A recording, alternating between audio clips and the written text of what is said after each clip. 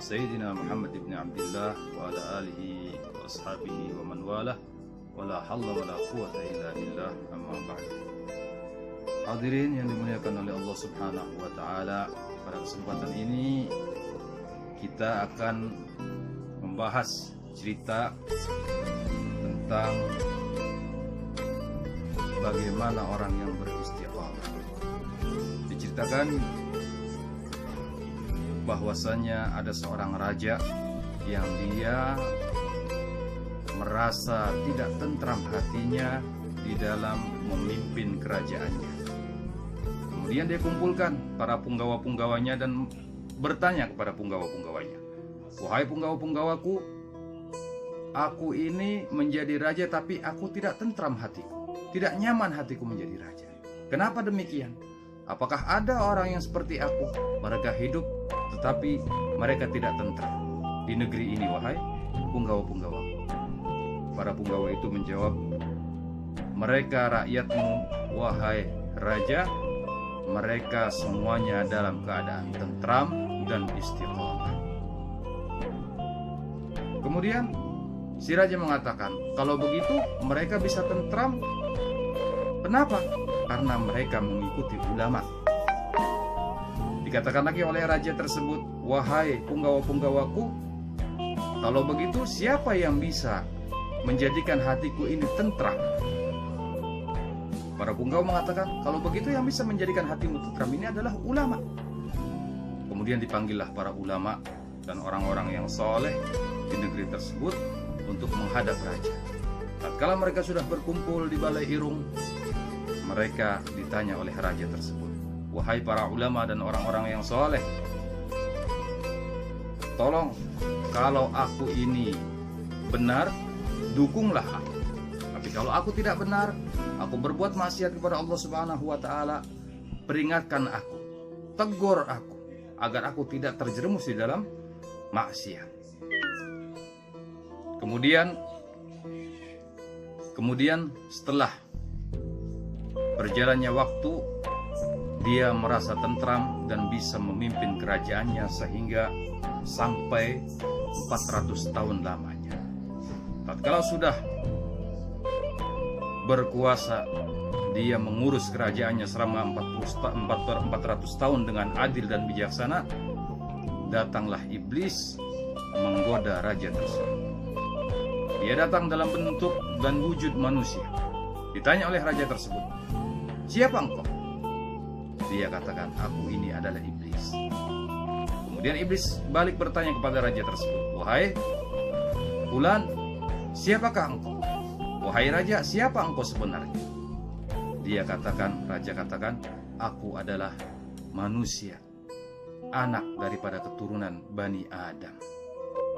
Si iblis mengatakan, "Kalau seandainya engkau adalah golongan daripada Bani Adam, maka engkau akan mati seperti orang-orang lainnya. Tapi toh engkau diberikan, tapi toh engkau mempunyai umur yang panjang sampai 400 tahun. Engkau ini bukan sembarangan. Engkau adalah Tuhan."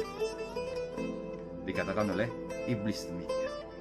Kemudian si raja tersebut berpikir dan termakan oleh godaan iblis, sampai dia katakan, "Oh, kalau begitu aku akan kumpulkan rakyat."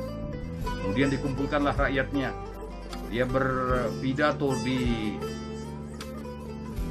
depan para rakyatnya. Dia katakan, "Wahai rakyatku, selama 400 tahun aku memimpin, aku akan mengutarakan apa yang aku rahasiakan kepada kalian." Si rakyat yang waktu itu berkumpul di lapangan, mereka terkejut mendengar perkataan si raja. Kemudian raja melanjutkan, "Ketahuilah, wahai rakyatku, aku ini adalah Tuhan yang tidak pernah mati. Maka dari itu, sembahlah aku," kata si raja tersebut. Kemudian apa yang terjadi?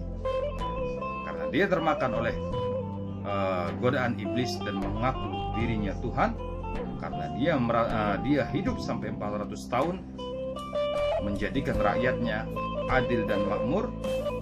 Kemudian Allah Subhanahu wa taala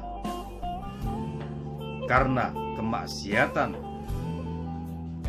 dan pengakuannya menjadi Tuhan, maka Allah Subhanahu wa taala mengutus sultan atau raja yang bernama Bukhtanasar dan menyerang kerajaan tersebut, sehingga Bukhtanasar bisa menguasai kerajaan tersebut dan raja tersebut mati di tangan Bukhtanasar. Dan Bukhtanasar dapat mengambil rampasan perang daripada istana raja tersebut sampai penuh, 70 kapal yang dibawanya penuh diisi dengan emas dan perhiasan lainnya.